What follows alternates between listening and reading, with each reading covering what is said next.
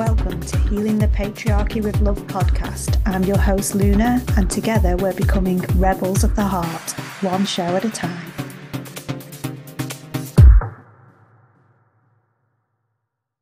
You're listening to the Healing the Patriarchy with Love podcast. I'm your host Luna, and today we're fortunate enough to be joined by Debbie Debonaire.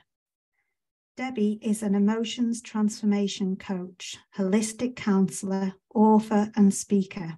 She is also a mental health and wellbeing advocate, suicide prevention campaign, as well as the founder and creator of the HeartAct Theatrapy approach, where she guides others on their own life transformational journeys, marrying together holistic strategies with the essence and inspiration of the theatrical world.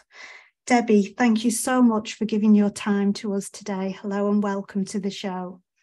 Oh, hi, Luna. Thank you so much for having me and giving me this opportunity to be on your show. Oh, you're very welcome. I'm so grateful to have you here with us, and I can't wait to hear what you've got to say. So, Debbie, I first came across you when I bought the book Alive to Thrive, Our Stories, Life After Attempting Suicide. As somebody who has actually attempted suicide in the past myself and survived, this book it was attracted to me. And I think it's a wonderful thing that you've done with it. But what I wanted to know really was kind of what led you to write the book? Okay. I actually had a dream about 7 years ago, having failed my third attempt at suicide quite a few years previous to that.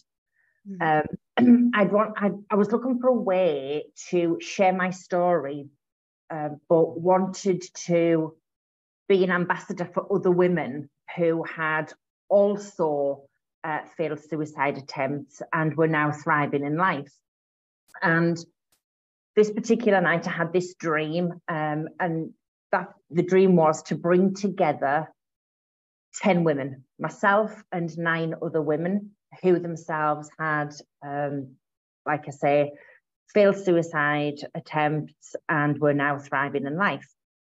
So I embarked on finding these women, and actually in the dream, Alive to Thrive, the name of the book actually was in the dream as well. So I knew straight away that's what the book was going to be called. I didn't kind of have any idea on the subtitle, but I knew exactly what the title was going to be called. So what I did in 2020, I think it was before COVID hit. So I think it was the end of 2019 and then the beginning of 2020. I held some summits. I did a summit in 2019 and I did a summit just before lockdown, I think it was in 2020. And they were called the Life Summit, the Life Celebration Summit. I couldn't remember the name then. Life Celebration Summit. And it was basically, I wanted to celebrate, the initial one was women's lives, because I'd got to a point where I was now celebrating my life and I wanted others to share how they were celebrating theirs. And it kind of evolved then that the women who came on that summit and on the summit in 2020 were actually the women who became some of the authors in the book, or some of those women became authors in the book. So it kind of just evolved from me running the summit to me then realizing these were the women to be in the book. So then I contacted them all, gave them the outline of what the book was going to be about, what was involved in what part they would play in the book, and it went from there. And then it was a bit of a roller coaster journey. It took a couple of years for us to actually get to publication, but it was not only a a roller coaster ride, but for some it was a very healing process, because we were all at different stages in our transformation. But it was, so that's how it came about. It came about from the dream, and then it just evolved through these summits that I held. Right. Oh, I absolutely love that it came from a dream. That's so intuitive. And I love that that kind of came about, and there's lots of threads in there. And there's a lot of things that I want to know a bit more about the book, and a bit more as well about these summits. But I know you said there that you've had 3 failed suicide attempts. And would it be okay to maybe talk to us a bit about those, kind of what led to those, what it's like to actually hit that point where you are determined to end your own life? Do you want to just kind of maybe share with us a bit about that? Yeah, of course. One of the things that I always say, and I say this because it really kind of is a bone of contention for me, is when people say people who commit suicide are cowards. Mm. And the reason it's a bit of a bone of contention for me specifically, is that I was removing myself from this world so that my son could have a better life. Yeah. Because I'd been bullied from the age of 8, mainly at school, and then it started outside of school as well. And it carried on right through until I was about 40-ish.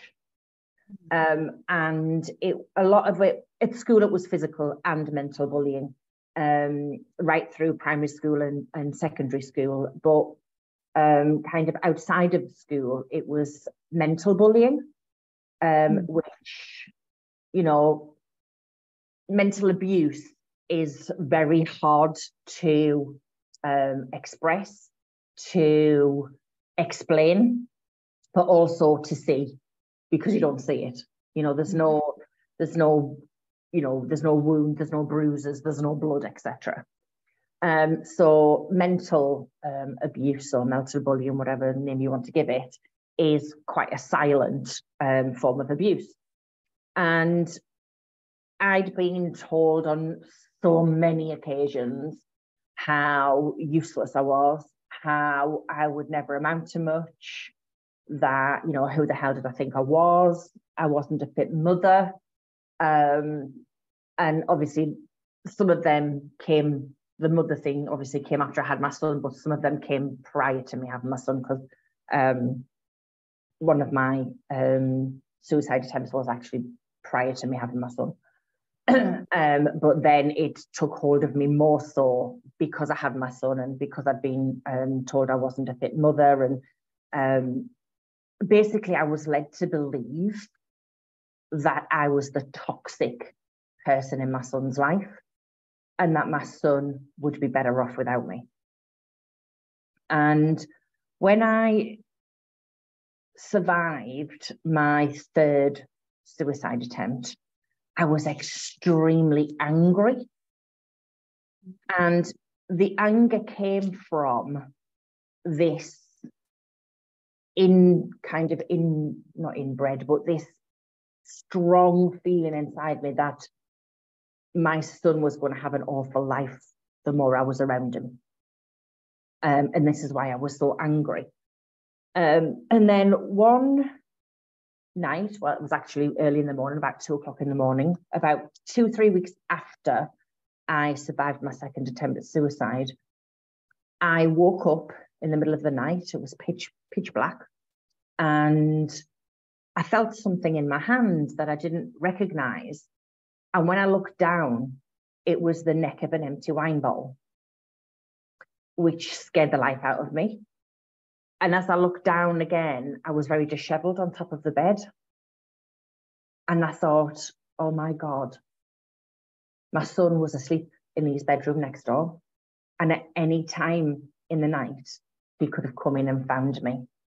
By this time, my ex-husband was gone. There was just me and my son living together. And I can't explain fully what happened next, because don't even understand it myself. But I sat up in bed and I swung my legs around to the edge of the bed so that I was facing the bedroom door. And the next second moment, it just seemed immediate. My little boy was stood right in front of me with his face just facing my face. And the tears running down my little boy's face and the look in those eyes made me realise that my little boy needed his mummy. Mm-hmm. Now, it still gets me now because I can see it. I can still see it. And my son is 30 years old now. But it consumed me so much that I was actually going to take away from him the one person he needed the most. And that was the start of my journey of transformation so that I could create a better life for my son and be the mum that he needed and not the mum that I'd been.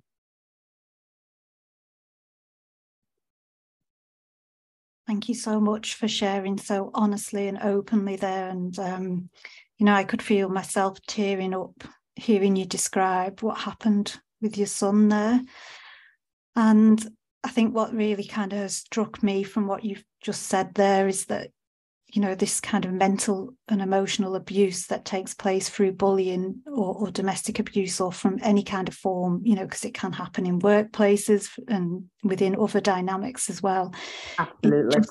It just really demonstrates to me, how serious an offence it is, because it's like you were programmed to believe what they wanted you to, even though it wasn't actually the truth.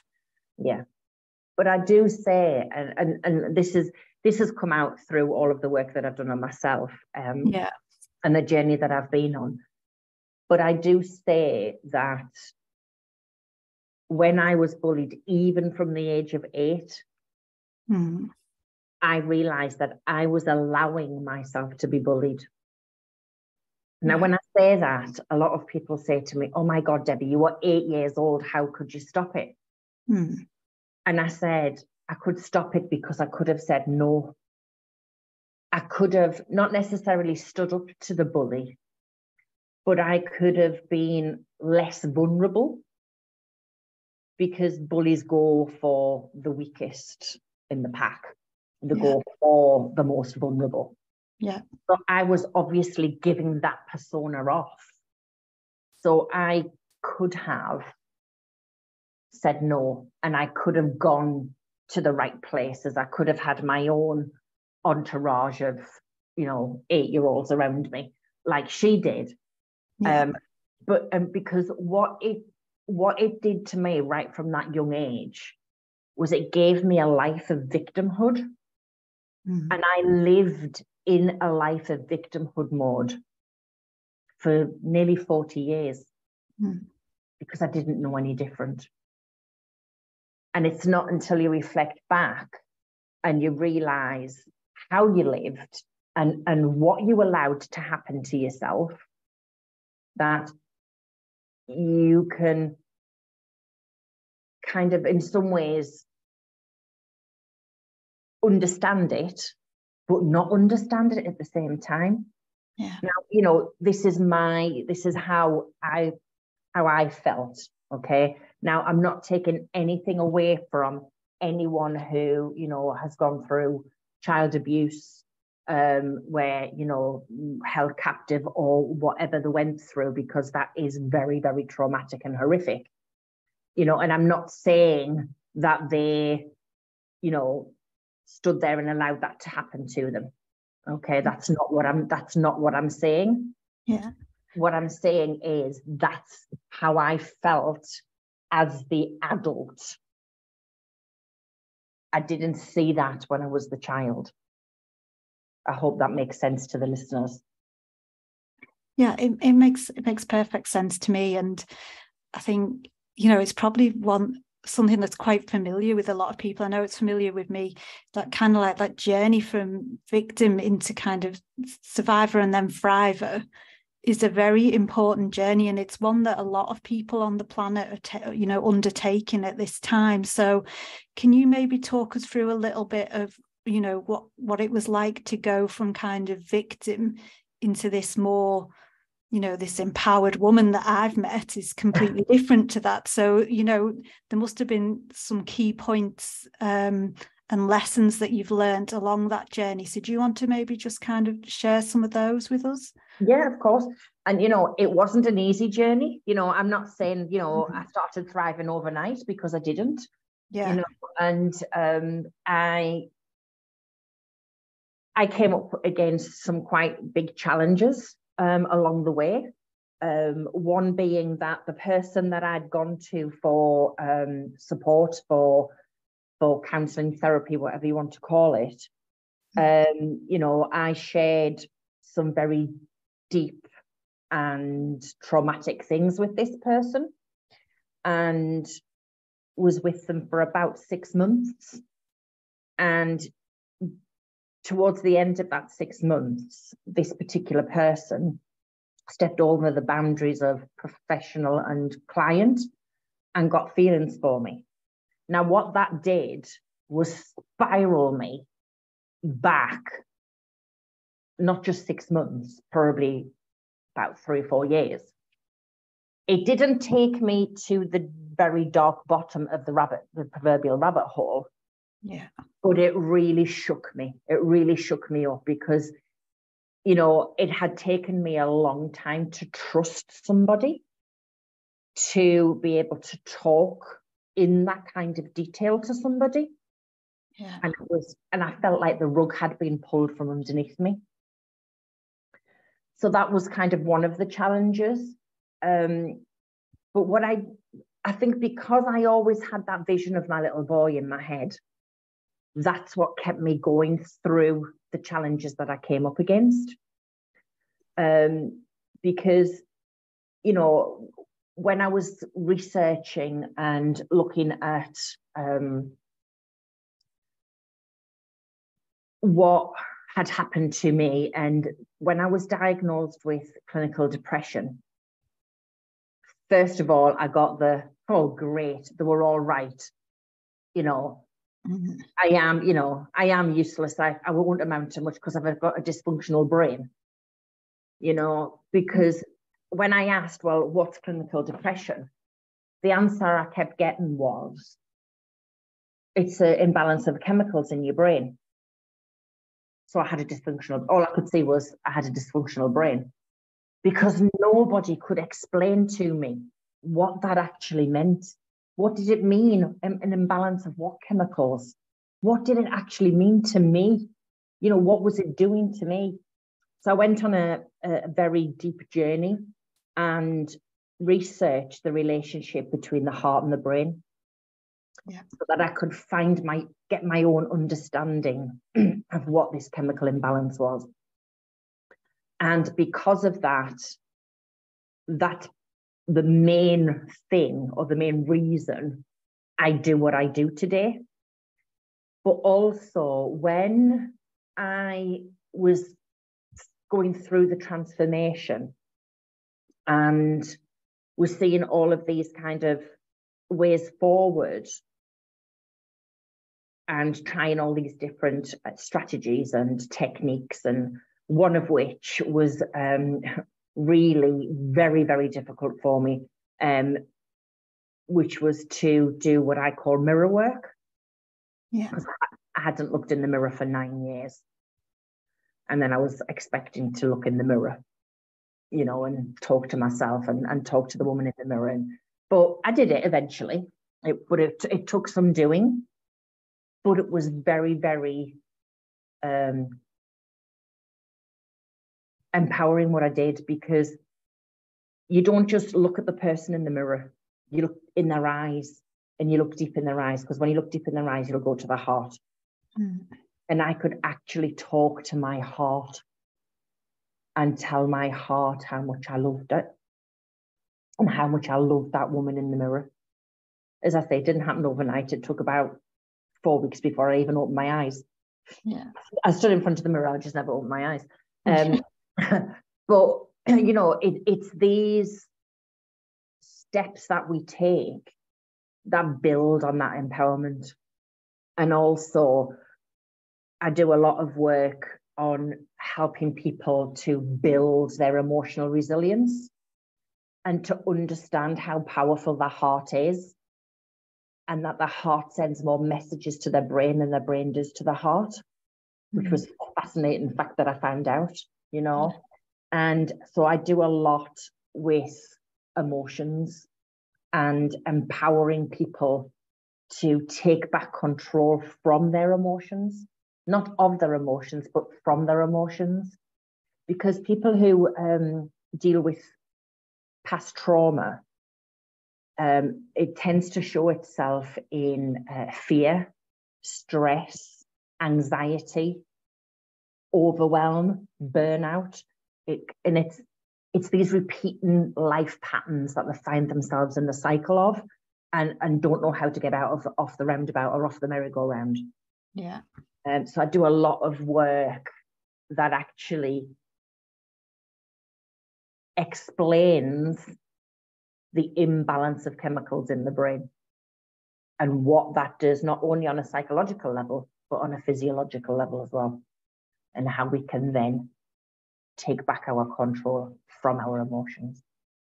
Because it's the stress, anxiety, depression, overwhelm, it's all of that that is actually controlling us.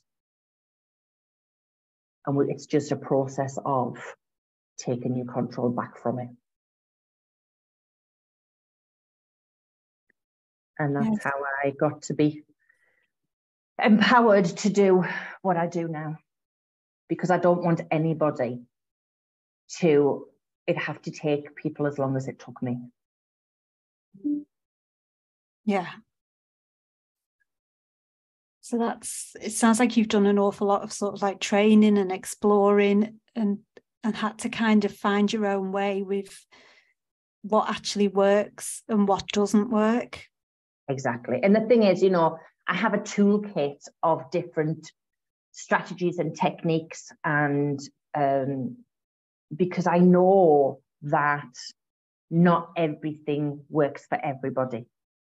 Yeah. So we have to be flexible enough, one, to try everything, but then to home in on the thing that resonates with a person and not have our own agenda, you know, which I never have, you know. I'm just so open with what I do, and you know, honesty and integrity are the two main things that I work from because of what I went through in the past. And it's allowing yourself to be flexible, to try, and then if it doesn't work, be flexible enough to try something else. Yeah. And a lot of what I do use is science-backed.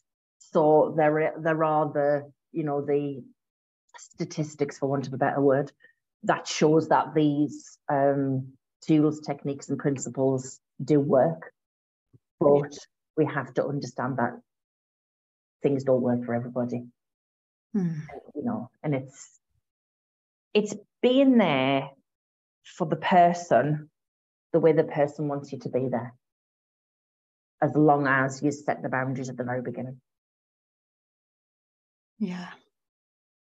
And I can see that, you know, that awful experience where you were let down by a professional who was supposed to be, you know, safeguarding you and actually ended up doing the opposite.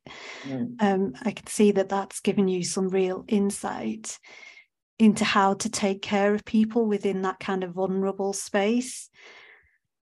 Absolutely. You mentioned about the, you know, the heart and the brain. I'm very interested in this because when I talk about healing the patriarchy with love, I'm talking about allowing the heart to be a guide and allowing the mind to be a support to that. Because at the moment in the world, it tends to be a bit the other way around, and it's kind of got a bit out of balance, I feel. So Can you talk to us a bit more about the heart and the brain and that side of things? Yeah, there's a lot out there about mindset. And yes, mindset is a very valuable asset out there. But we can't just think ourselves back into or think ourselves towards being the person we were born to be. Because we have feelings and we have emotions. Yeah. And that's where the heart is the more powerful. Because, you can be triggered for whatever reason. All right. Yeah. And thinking a different thought isn't necessarily going to change that emotion.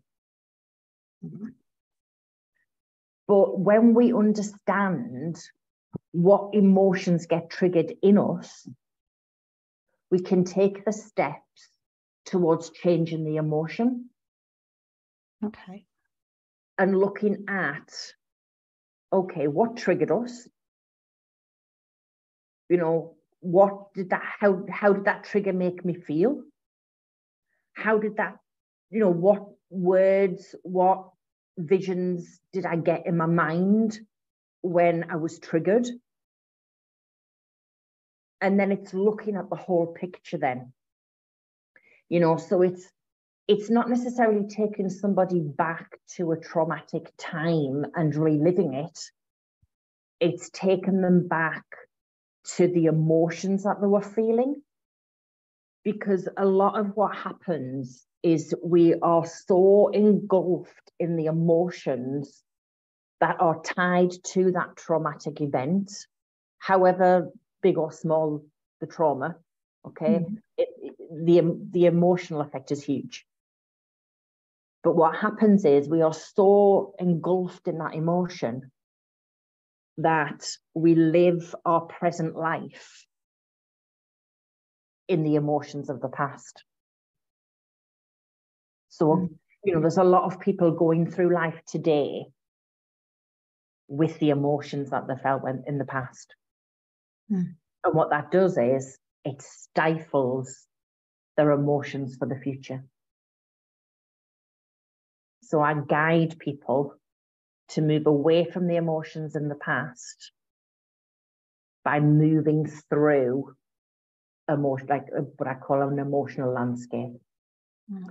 So we'll find that there are emotions that we always feel when a particular thing happens, or we'll always feel this particular emotion when it's got a link to something in the past. And then we look at, does that emotion actually belong to the here and now, or is it an emotion that belongs to the past? And then it's working through the landscape of emotions, or the circle of emotions, or the whatever system people use, and moving just one step closer to a higher vibrational emotion that's not taking the strain on the heart. Because a lot of what happens, especially through stress, anxiety, depression, it has such a negative effect on our physiology that we don't recognize. And, you hear the saying, you've got the world on your shoulders. Yeah. And people who are dealing with stress, anxiety, and depression actually hold their body as if they were carrying the weight on their shoulders. And because of that, they can develop backache, especially lower backache, because our spine wasn't meant to be in that bent over, carrying the heavy load on our shoulders. It wasn't made like that. So having that stress and anxiety, carrying this heavy load on our bodies doesn't just cause us psychological issues, but also physiological issues as well. So we're not just changing the emotion for our mind, but we're also changing the emotion for our bodies as well. Yeah. So it's like that the way that everything's linked, isn't it? Yeah. And that's it. You see, you can say, well, you have the thought first, then you have the emotion, and then you have the action. But in some cases, you can actually say, well, actually, the feeling came first, the emotion came first, and then that triggered this line of thought that then took the action. So it's kind of changing the emotions, thoughts, and actions so that they are serving you better than they were before by moving up the emotional scale. And it's not necessarily, the name of the emotion. It's just knowing that you've moved a step away from the emotion that's not serving you well, and you've moved a step towards a better emotion that will serve you better.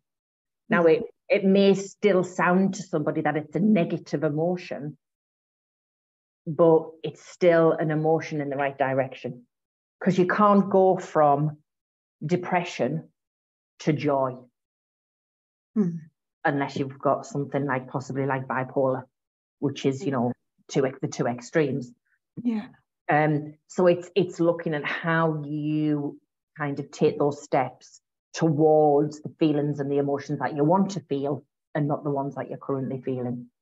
And at the same time, talking about the thoughts that are linked to what went on in the past, or the thoughts that are linked to certain emotions of the emotions of the past. And then we can change the action. Yeah. So can you tell me a bit more about this emotional scale? Is it kind of like depression's at one end and joy's at the other and everything else in between, or is it something different? That's exactly what it is. There's so many different kind of ways out there that people have created. There's the emotions wheel, there's the emotional circle, there's the where you've got like funnels, and you've got a funnel going down and a funnel going up, which I don't know whether you're aware of Abraham Hicks, but he talks a lot about that, and talks about how it doesn't matter what the emotion's called, as long as you're going in the right direction. Right. Okay. Whatever that right direction might be for you. So you've probably got, like you say, you'll have joy, freedom at one end, and you'll have depression, anxiety at the other end, and it's working your way towards whatever emotion you want to feel. And then what happens is you have the ability then to be more self-aware. So I do a lot with self-awareness, because especially when I'm working with repeating life patterns, because I had a ream of repeating life patterns that I wasn't aware of, because I didn't recognize them as being repeating life patterns. I was surrounding myself with the same type of people. I was going to the same negative places because that's what I was drawn to, because that was the cycle I was in.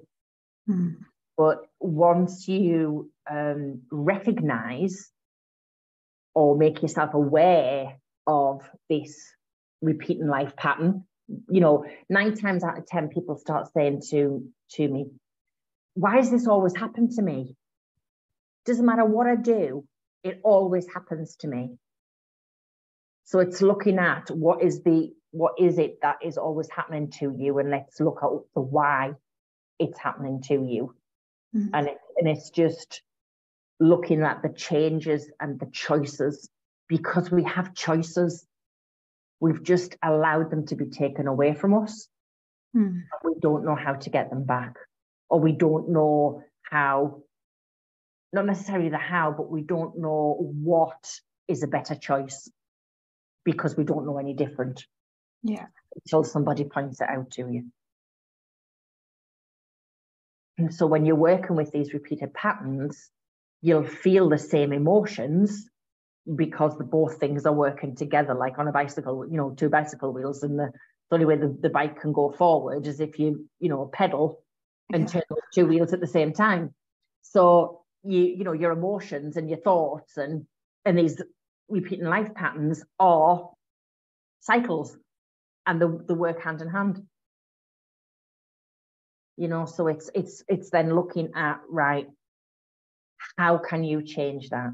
What do you need to do in order, you know, how do you need to think differently, or what do you need, what thoughts need to be brought in, or what emotions need to be brought in to, one, make you feel better, but two, stop that anxiety feeling when somebody talks about something, or some, you know, it might be that I had agoraphobia when my son was 5, and you know, I couldn't go into crowded places. My son had to take hold of my hand to get me out of the front door. He didn't know that, you know, because mum was just taking hold of his hand to get him out the front door and into the car. But at the other end,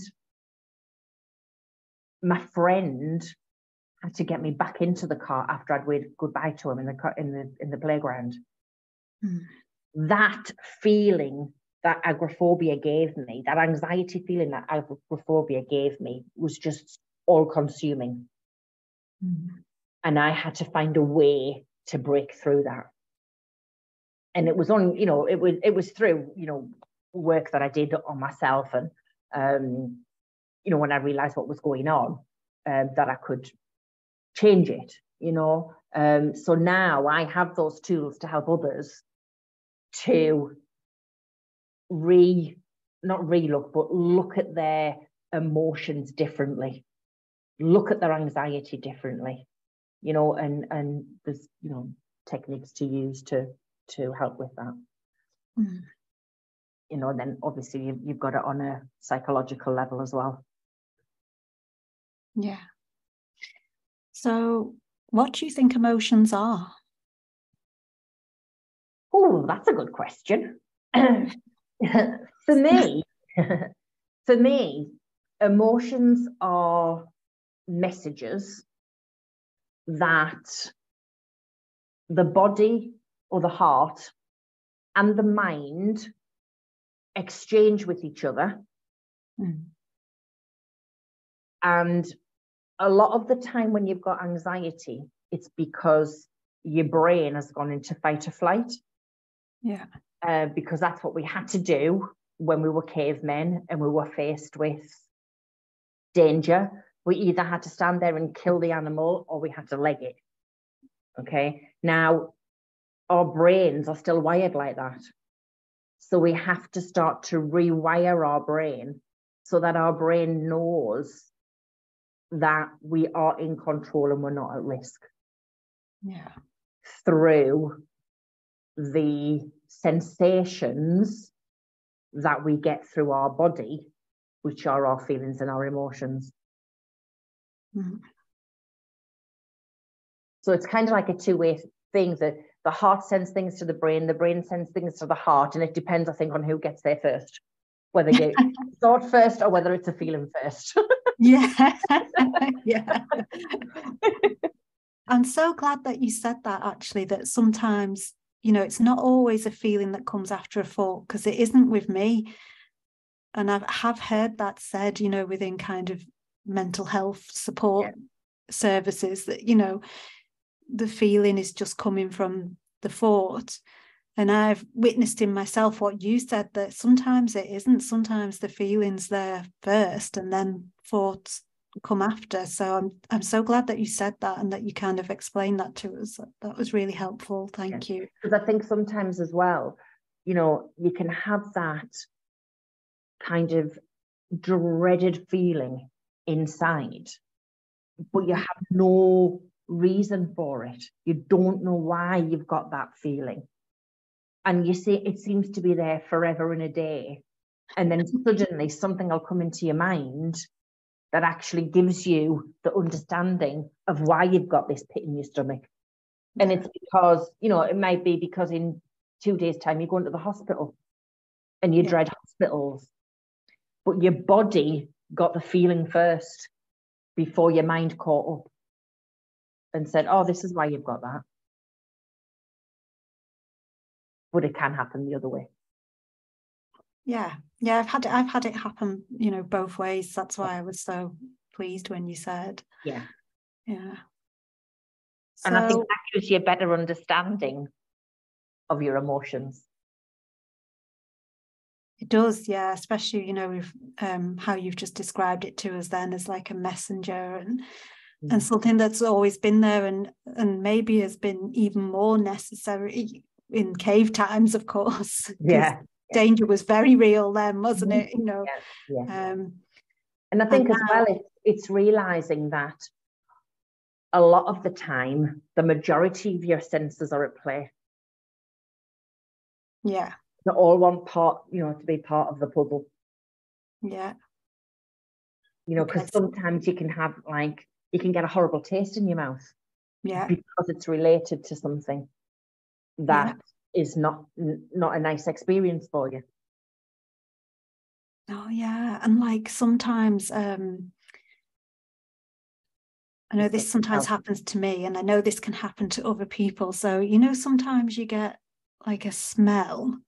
Like my nana had she really liked freesias, you know, the flowers, freesia, and she quite often had those around. And sometimes I just randomly smell that, and some people say, oh, it's because your nana's around. And I think I mean, sometimes it is, like, you know, sometimes I can sense that it is, and then other times I'm not so sure. So is that kind of what you're talking about, or is that something else? No. The thing is, our senses are so sensitive that it's the body's way of kind of sending you a message because you're not listening, you know, and it's a bit like that with your repeated patterns. Yeah. The reason you're going round and round in circles is because you ain't listening, basically. You know, you're just not listening. So it has to keep coming up because you're not listening, you know, or you're not learning the lesson from what your mind or your body is trying to teach you, or what that life lesson is trying to teach you. So, you know, I mean, I remember, you know, I'd worked through an awful lot of my issues, and something would just keep coming up, and I could not pinpoint why it was coming up. And then it was like a light bulb went on one day, and I thought, oh yeah, I'm still going to that place on the same journey. Instead of changing the journey so that it doesn't trigger, right, I was still going on the same journey. And that was one of my repeating patterns. It was as if I had to go onto that journey all of the time because I didn't know any better. And it wasn't until I sat with this particular repeating life pattern or situation. It wasn't a life pattern, it was a situation that I recognized it was a life pattern. It was a repeating life pattern, right, that I had to change. So it was kind of like my psyche, it was my thoughts, it was my emotions kept prodding and poking me because I hadn't addressed the issue. Right. And that's why you get people saying, why does this always happen to me? You know, why do I fall in love with the same kind of person? You know, and it's because it was the norm for so long. We don't know any different. And it keeps coming round until you learn the lesson. So it's about becoming aware of the life pattern, accepting the life pattern, recognizing it for what it actually is, so that you can then release it and let it go. So it's like a way of grabbing our attention. Yes. Yeah. When something. Yeah. Sorry. So it's like if something like not necessarily out of the ordinary happens, but for example, you might have been thinking something, all right, and not really been aware of what you were thinking, and you stubbed your toe on the bed. You've stubbed your toe on the bed so that you become aware of what you're thinking. Yeah. And then it's whether or not you change that avenue of thought, because the reason you stubbed your toe was because you were going in the wrong direction on that journey with that thought. So you stubbed your toe to break it, to break the pattern. Right, yeah. When you drop something, it's the same thing. Yeah, yeah. It's just to break the cycle so that you learn the lesson. And the thing is that the repeating patterns, you think you've got rid of it, and then 5 years down the line, it'll send you a little test. Yeah. But 5 years down the line, if you've done all the work on your repeating life patterns, and it comes and it tests you, you can turn around and say to it, yeah, bring it on. I know exactly what you're doing. Yeah. But you don't need to come back anymore, because that is going to happen. Yeah. Because you have learned the lesson. But you do get little tests now and again. Yeah. And so when you get the test, you can kind of come at it from a higher self-awareness, like a higher perspective, and deal with it differently. Yeah. Absolutely. Yeah. You kind of, instead of looking up at it, you're looking down on it. Yeah. That's a good way of describing it. Well, that gives you the empowerment, you see, because when you feel empowered, you feel on top of the world, for want of a better phrase, or you feel up high, don't you? So because you feel empowered, you can look down on it rather than when you used to always look up to it. Yeah. What do you think it means to be empowered? I believe, for me personally, to be empowered is to be able to have freedom of choice, to be able to live life the way you want to live it and it not be controlled by somebody else. Yeah. To be empowered to be able to make the right decisions. But not only that, being empowered is also to learn the lessons from when you make the wrong decisions. Because yes, we all have choices, okay? But we may not necessarily make the right choice all of the time. But as long as we have learned from making a choice that didn't serve us well, then we've moved on and we're building our empowerment and we're building our resilience. Yeah. Being resilient, having coherence, to me, is you being empowered. Empowered to just not do whatever you want, but empowered to live the life that you were put on this earth to live. One of the things that I went through a lot of was I had no purpose on the earth. I didn't know what my purpose was. Yeah. Everything that I'd ever done had been taken away from me. So what was my purpose? And I found my purpose when I survived my third attempt at suicide. And my purpose is what I do every day now. And what's that? And that is I guide, inspire, empower others, mainly women, to take back control from their emotions, to help them to revert, or not revert, but to change their repeating life pattern so that they can live the life that they desire and deserve. Yeah, so you're walking the talk, aren't you, as well as guiding other people? Yeah.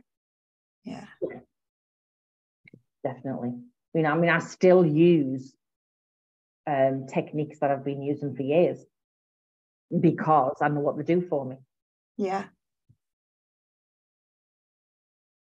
Yeah, so you've like tried and tested them, haven't you, on yourself before you offer them to other people. I think that's really good, because that's really like accountable and responsible, and I'm very into that. I think that's like an empowered way to be, is to be accountable. Yeah, definitely. Yeah. You know, the thing is, if you've not tried it yourself, how can you expect somebody else to try it? Yeah, yeah. You know, and I know there are things that I've tried that didn't work for me, but I wouldn't dismiss them for somebody else. Because like I said right at the very beginning, not everything works for everybody. Yeah. So I see them working for other people, and I've researched them, and I've seen the statistics, and I've spoken to people who have used them and who have gone through them.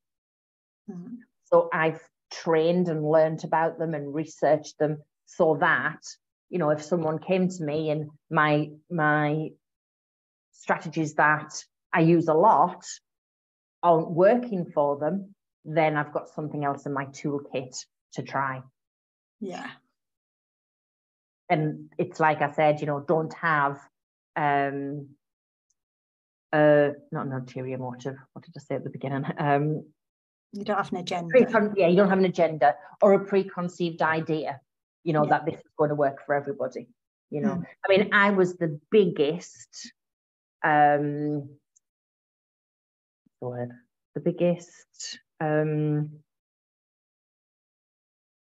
think of the word, but I rejected meditation. I'm a skeptic. I was the biggest skeptic when it came to meditation. I just thought, there's just no way. I tried it, doesn't work. Can't do it. I'm not doing it. And then I decided, right, this is working for so many people. What am I missing? So I actually trained to become a meditation teacher so that I could understand it better. Right. And I use it every day. Yeah. You're a convert. I was the biggest skeptic, because I couldn't see how it worked. I couldn't see how closing my eyes and breathing differently was going to make any difference whatsoever. But it wasn't. But that was my shallow understanding of it, you know, because that's what you hear people say: close your eyes and breathe. You know, that's what I think when I go to sleep. I close my eyes and breathe when I go to sleep. How's that going to work? You know what I mean? But it's you know, and it's having that flexibility to be prepared to try. Yeah. You know, and if something doesn't work, you know, have not necessarily the strength, but have the knowledge and understanding, especially when you work with me, to know that you can say, this isn't working. And we'll look at why it isn't working. And it may just need tweaked in a little way, or it may just be, it's not the right thing for that person. Yeah. You know, I'm not the right person for everybody. You know, everyone who's dealing with stress, anxiety, depression, repeating life patterns, you know, I'm not the right person for everybody out there. Yeah. But there is a right person for everybody out there. Yeah, that's so true. Yeah. So another one of your unique offerings is the theatrapy. Yeah. And I'd love to know more about this, because it is so unique. I've never heard of anything like it, to be honest. And so it's piqued my interest. So would you be willing to kind of tell us a bit about that? And yeah, Theatrapy actually came about because I realized that I'll just go back a little bit. When I was growing up, I used to hide behind the characters that I played on stage, because that was my solace. That was where I could hide. And so I always had that. From being the age of 6, I was on the stage in some way, shape, or form. And when I was going through my transformational journey and I came out the other side, I actually realized that my holistic strategies that I'd been taught and learned and researched actually married really well with the essence and inspiration of the theatrical world. And the reason being was every single day, doesn't matter who you are, you step out onto your own life stage. You are the director of your own show. Yeah. You can go stage left, you can go stage right. You can even fall off the stage as long as you get up and learn the lesson. Yeah. You can rewrite your life script at any given moment. The characters in your show are the people you meet every day. And it's realizing that in your life script, you can add and remove characters at any given time. So if there's a character in your life that isn't serving you well, you can remove them from your life script. You write the plot. Your scenes are, a scene in your life is a day in your life. And that's what I work with. That's how I work with people. I look at the 6 main areas of their life, and we look at the plot, the script, the characters, the scenes. We look at the props, because there'll be props there that aren't working, that need removed. And it's understanding how they can be removed. And that's how it all comes together. And also I use it because not everybody can talk about what they're going through. So part of theatrapy is looking at the genres in the theatre. So it can be movement, creative writing, poetry. It could be sculpture. It could be set design. It could be lighting, because they are all mediums through which a person can express themselves, other than just talking to somebody. Yeah, I just love how fun it is, because, often therapy can feel really serious, can't it? And sometimes you kind of like, if you go into it, you're like, oh God, I've got therapy today. And that can be even with a therapist that you love and that you have great results with, you feel a bit like you're dragging yourself there. So to have this kind of, I just love it. I think it's so unique, really, really creative what you've come up with. But, also it's got that kind of, our life, I agree, our life is ours, and we are the directors and the producers and the editors and everything else, aren't we? So to kind of bring that into a practical form where people can actually realize that and then take some positive steps to improve their life using that, I think that's brilliant. It's genius. It's absolute genius. Thank you. It's a 12-month. It's a 12-month journey. But we do like a prologue, and we have an epilogue, and then we have the main show in the middle, and then at the end you can step out into your own spotlight. Oh, great.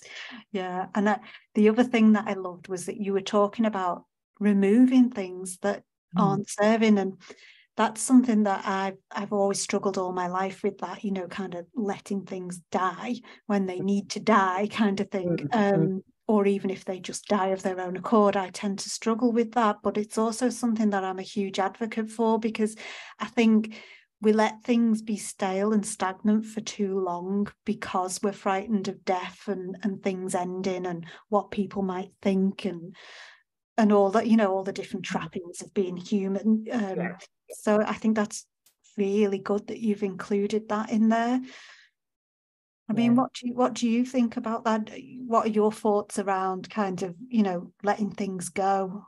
Yeah, well, I mean, I was married for 22 years before I, realized it, that wasn't the way my life was going, Mm-hmm. And then I had another relationship that for 16 years that I hung on to because that's all I knew. Yeah. But it was killing me inside, and it's having that realization that, they say life's what you make it, don't they? Yeah. You can make your life as beautiful as you want it to be, purely by the choices that you make. And, there will be people in your life that you need to walk away from because they are suppressing you, or they're keeping you down, or they're controlling you, or they're keeping you small, and you're not allowed to see the way your life could go.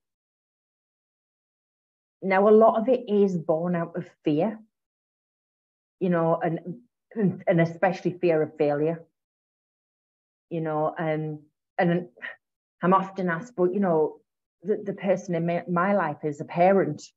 How do I get rid of a parent out of my life? Well, obviously, you don't necessarily get rid of them, but you have the choice of when you go and see them. You have the choice about whether you allow them to speak to you in a certain way or not. Now, it's hard when they've always spoken to you like that as you've grown up, but you're an adult now. You're not a child. And the values that you had when you were a child, or the beliefs that you had when you were a child, weren't yours. They were the adults around you that belonged to them. And when you become an adult, you have the choice to keep those beliefs because you'd still believe in them. And the values, you still, they're still the right values for you. Or you can question them and you can say, is this a value that resonates with me? Does it align with me? Does this belief, is this what I believe? Or does that belief belong to somebody else? The more you stay in the beliefs and values that do not align or resonate with you, the more you'll feel stuck. Yeah. But you do have the choice to change them. And yeah, you might upset somebody. That's not your problem. That's not your issue. That's theirs. And it may be that value or that belief was their way of controlling you, and you're taking that bit of control away from them. They don't like it. But if you carry on letting them, they'll do it. They'll do it all the more. And you will be in that place of unhappiness that you've always been in. But it's not always easy to change. But we do have the ability to change, and we do have the ability to choose. It's whether or not we want to. Yeah. And nobody can make the choices for you other than yourself. People might think they can make choices for you because that's how their makeup is. But when it's all laid out, the choice is yours or mine, or, for self. Yeah, that's it, isn't it? And I think, the other thing that I find is that, a person doesn't have to be doing you wrong to no longer belong in your life. Absolutely. Sometimes we just outgrow people, don't we? Absolutely. Absolutely. And, I can't remember who actually said it, but they say people come into your life for a day, a week, a season, or a lifetime. Yeah. But you know who those people are. And those people who come into your life and then seem to disappear and then come back into your life, they never actually disappeared. They were always there. They just weren't needed at that time. Yeah, that's so true, isn't it? Yeah, and it's being open to receive them back in. And it's being open with yourself to receive. And put your hand out. Because one of the hardest things I've found for people dealing with mental health issues is they don't know who to hold their hand out to. You know, so I often say it's not about the person reaching out to you. Why don't you reach out to them? Yeah, because it's a brave thing to do, isn't it? To open yourself up, to be vulnerable and to ask for help or support, or even just to be open to what somebody might have to offer. Yeah. Oh, absolutely. You know, and I can vouch for that myself. It took me an awful long time to share my story. And, you know, when people said, Debbie, you've got to share your story. You've got to inspire others. And I went, who'd be interested in my story? And that was my attitude towards it. Oh. Until, you know, I did start to share it and people said, oh my God, you inspired me to do this. And oh my God, you inspired me to do that. And I'd never have thought of doing that if I hadn't have listened to you. And, you know, I don't have all the answers. And you know, and like I said earlier, I'm not for everybody, but there's somebody for everybody to support, to guide, empower, inspire.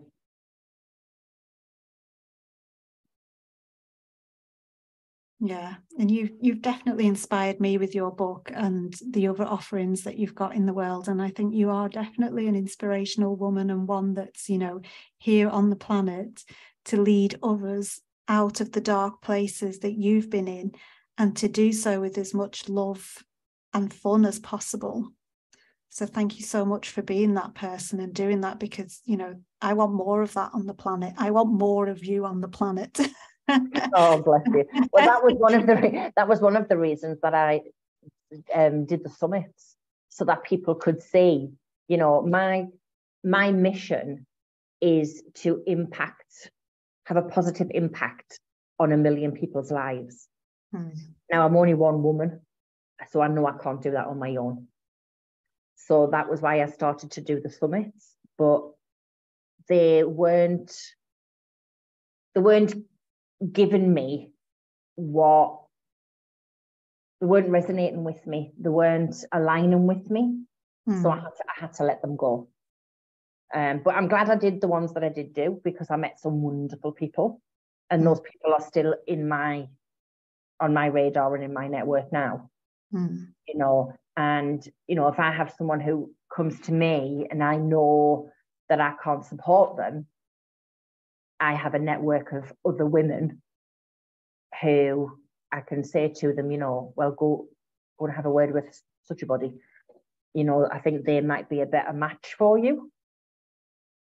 You know, because I would be doing somebody an injustice if I said, yes, I could help you, when I knew I couldn't. And that would destroy them even more destroyed than they were when I first met them, if that makes sense. Yeah. You know, so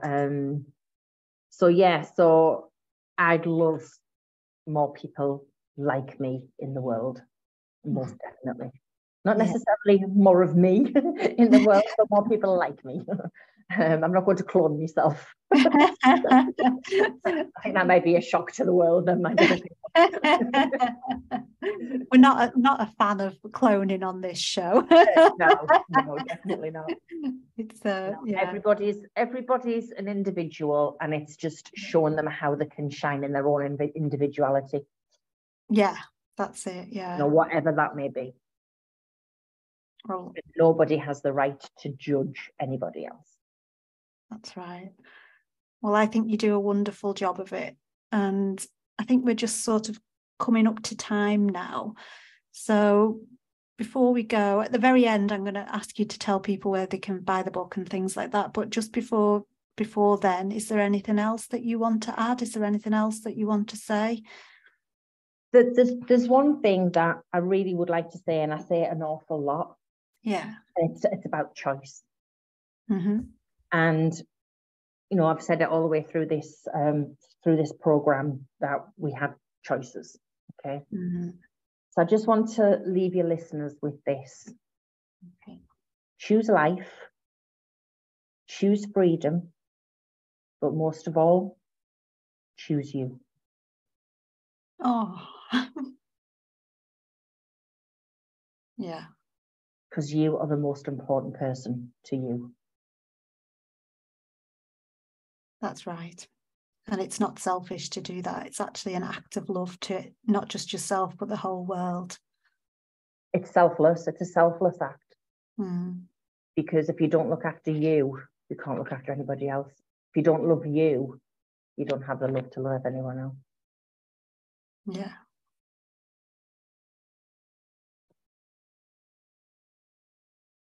Okay, well, I don't want to take from that message. I want to kind of leave that because it's poignant, and I think it's a great place to end on. But do you want to just kind of tell people where they can get this wonderful book, and also where they can contact you if they're interested in any of your offerings? Yes, of course. The book is available on Amazon, Barnes & Noble, all the major bookstores online. So you can just research it. When you're researching it, put the subtitle as well. So it's Alive to Thrive, Life After Failing Suicide Attempts, because there are other books called Alive to Thrive, and it just saves, it's easier. The search is easier for you then. Yeah. So you can find me on Facebook under Debbie Debonaire. I also have a Facebook group called Alive to Thrive. Surprise, surprise. And you can find me on LinkedIn under Debbie Debonaire. I'm also on Instagram, and I think that's HeartAct Approach on Instagram. Mm-hmm. And you can find me on my website. My website is up, but it's an old website, but it's still functioning. So you can still contact me through there, but it will be having a huge, massive, beautiful facelift in the next month or so. And that's heartact.co.uk. Okay. So lots of lovely places where people can get in touch with you and be around some of your offerings. And also they can go out and buy the Alive to Thrive, Life After Attempting Suicide, Our Stories. Again, that's by Debbie Debonaire. Okay, thank you so much, Debbie. It's been wonderful. I've learned so much just from this short chat that we've had. And I really do appreciate all the time that you've given us today, as well as your wisdom. Thank you for being such a blessing in the world. Okay, listeners, it's time that we leave you here now. Okay, lots of love. Bye. Bye. Thank you, Luna. Thank you.